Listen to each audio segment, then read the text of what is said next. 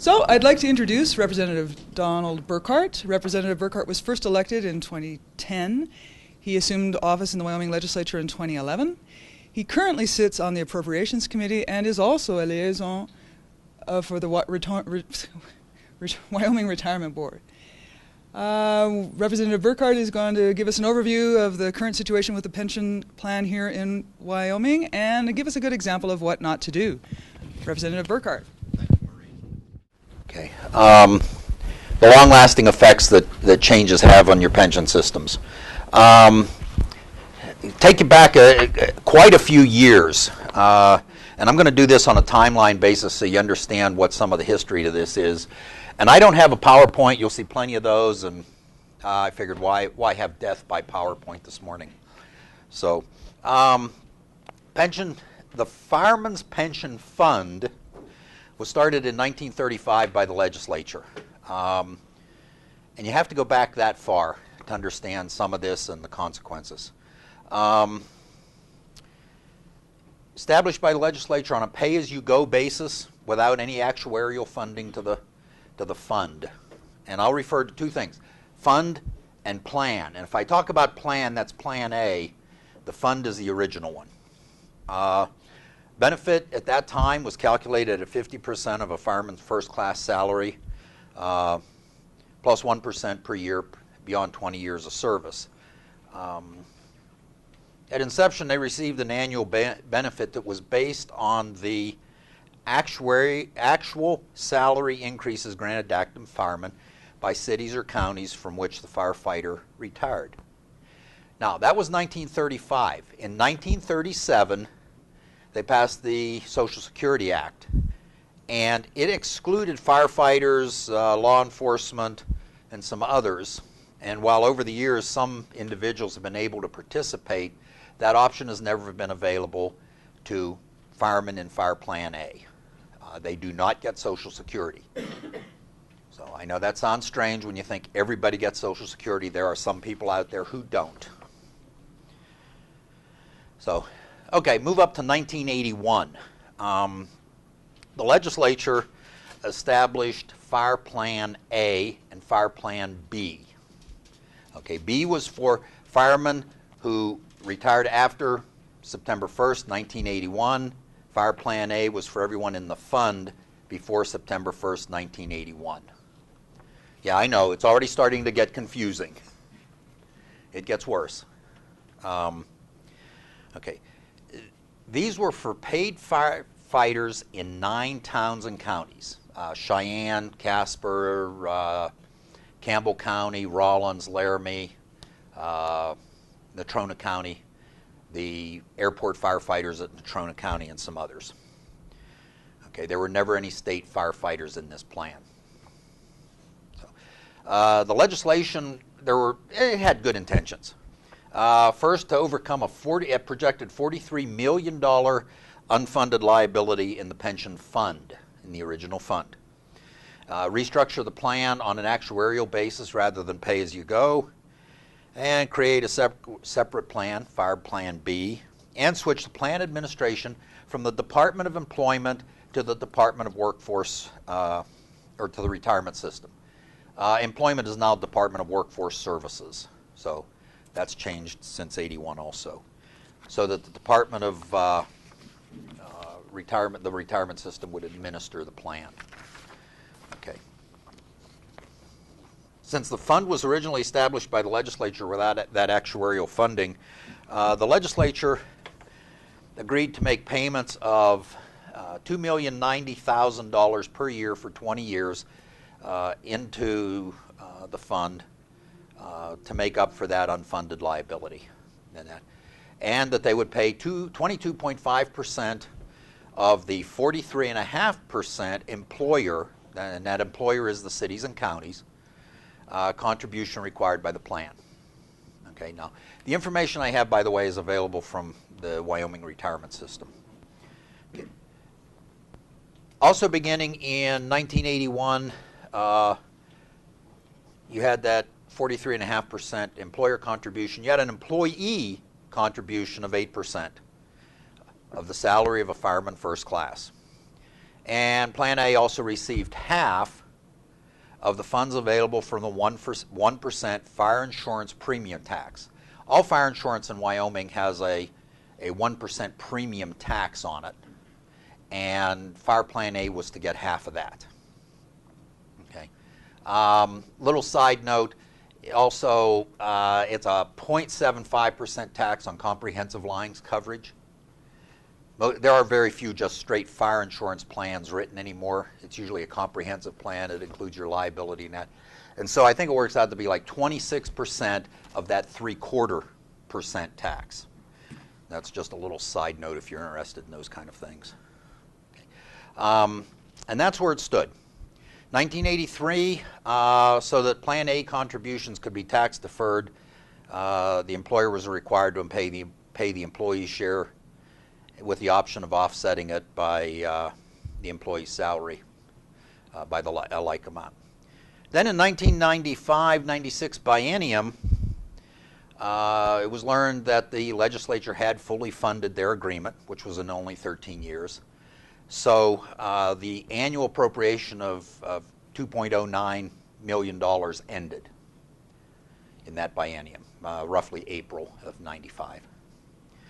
So 96, the employer, that is again the cities and counties, rate was changed to 21%, dropped from the 43.5 down to 21. In April of 97, at the recommendation of the system actuarials,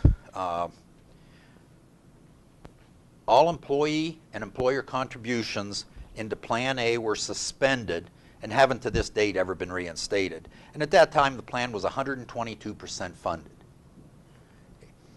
Now, if you follow along, you can kind of start seeing a trend here and think about what this will do to the future. As Maureen said, you know, sometimes you got to think as far in the future as you can. The plan was funded at 122%, and the actuarials even estimated that with no new contributions and with benefit enhancements, the plan would have funds available at termination, which means everyone who is a pensioner has died. There is no more pensions being paid out. Okay. The benefit calculation, remember that 50% in 1935 was increased to 55% of fireman first class salary plus 1.5% for years of service beyond 20 years per year. And there was no cap or limitation on that years of service. Also, the fire insurance premium tax was eliminated.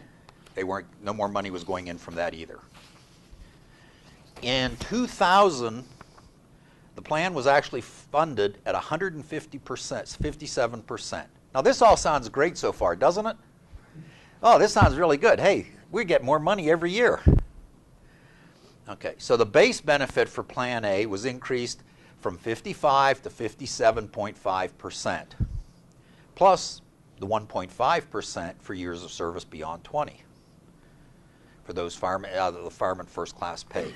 Now, fireman first class is the highest salary grade a fireman can obtain without being a chief, an engineer, those kind of jobs. It's for the firemen, those people who do that, do the work, fight the fires, and it excludes a lot of secretaries aren't in there, mechanics aren't in there, those sort of things. Okay, 2001, base benefit under Plan A. Again, it's look at all the money we have. Let's increase it. So the base benefit was increased from 57.5% to 75%. Sounds good. Go along to 2004.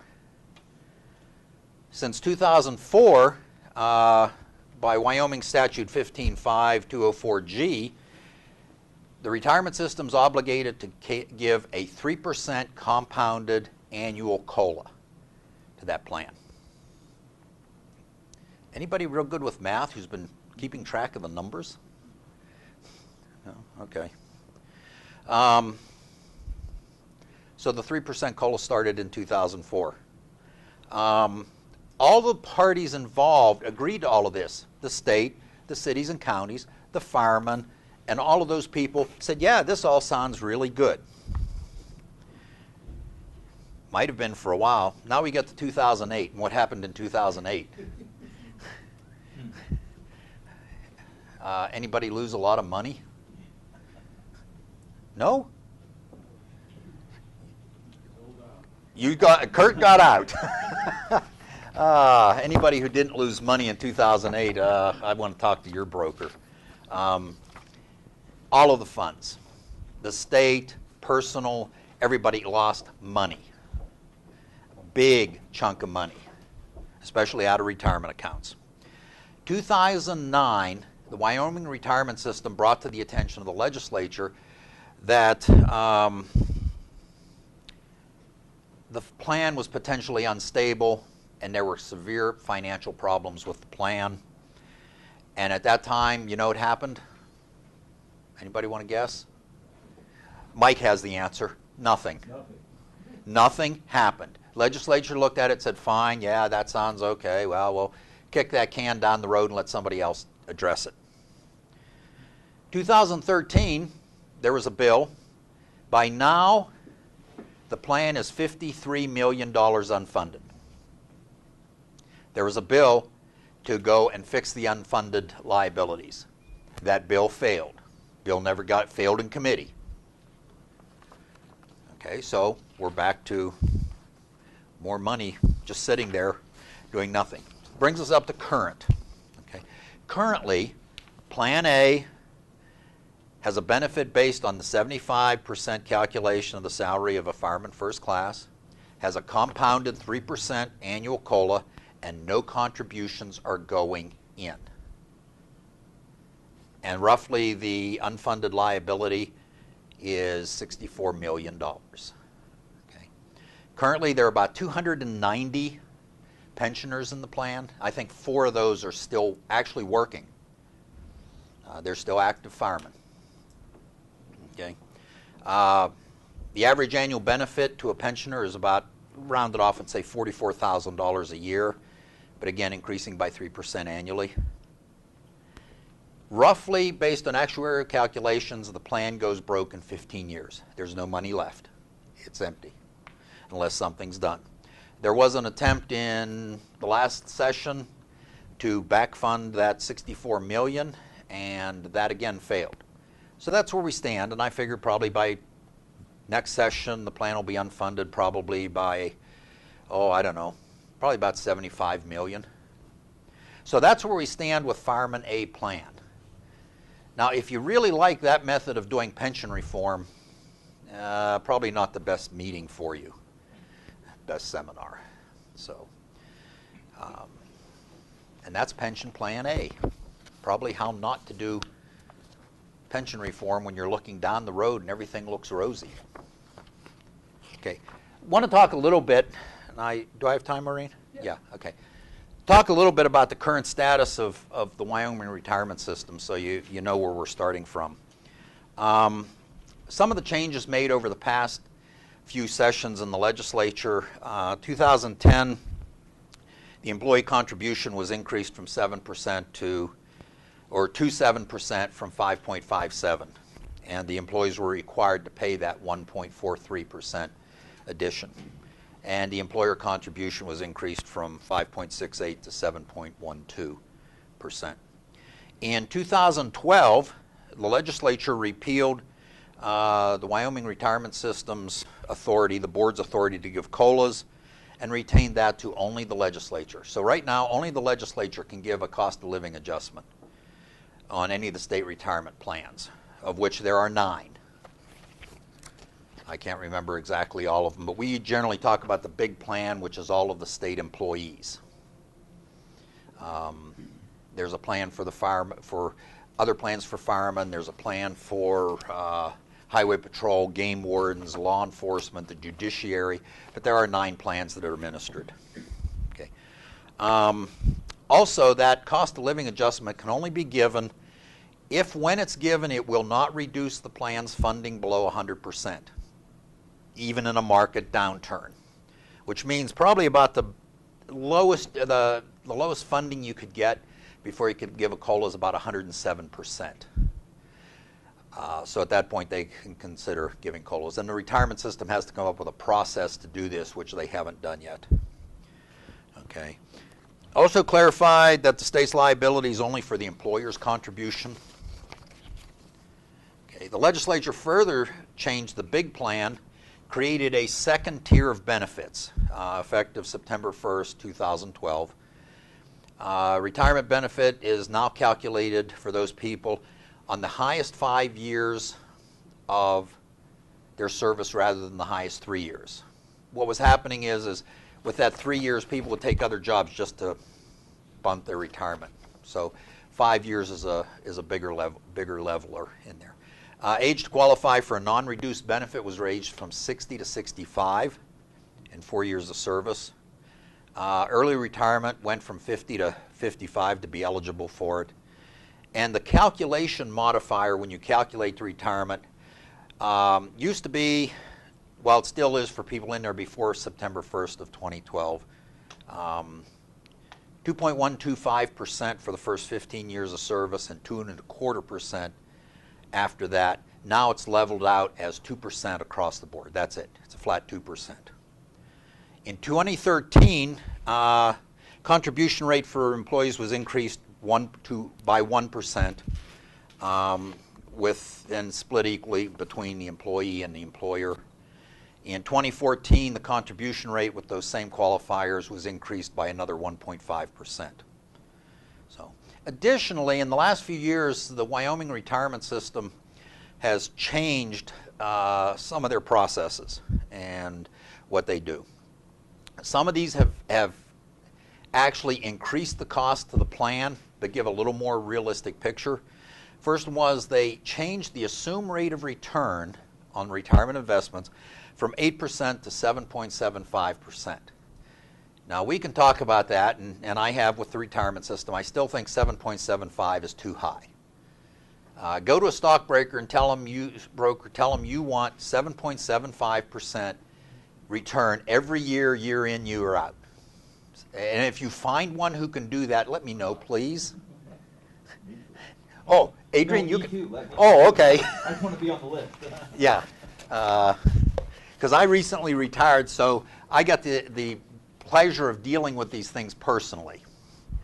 Also, they went to a generational mortality rate rather than just straight mortality tables. What that means is each generation tends to live a little longer right now than the generation before. And I think my life expectancy is calculated a little over 77 years.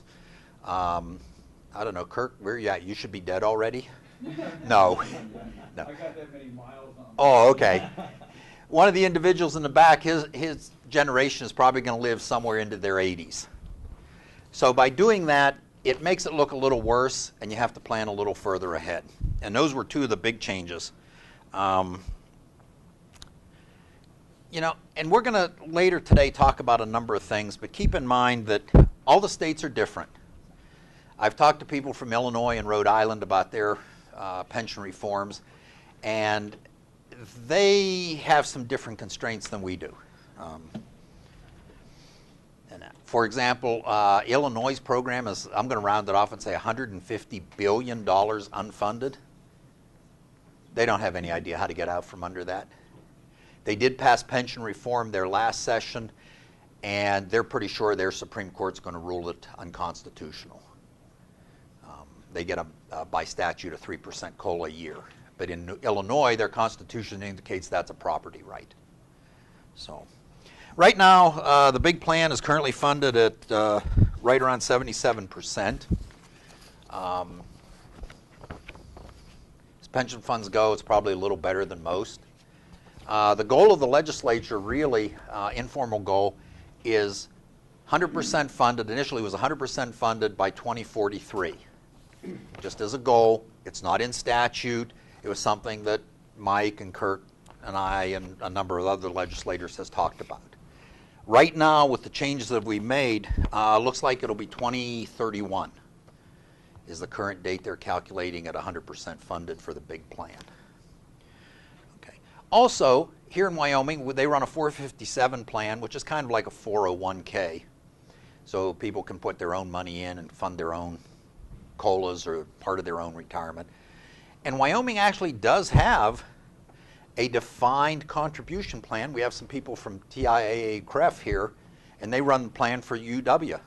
And the people at UW get a choice, that or the benefit plan. So thank you for being here. And it's a personal choice. If you go to work for UW, the day you sign on, you decide how you want your pension to look. Also, one final thing, the National Institute on Retirement Security recently ranked Wyoming as the best state to retire in. One reason they said was their public pension plan. Go figure. So that's kind of the current state here in Wyoming. Kind of gives you a basis for the rest of the day, what we're going to talk about, and that sort of thing.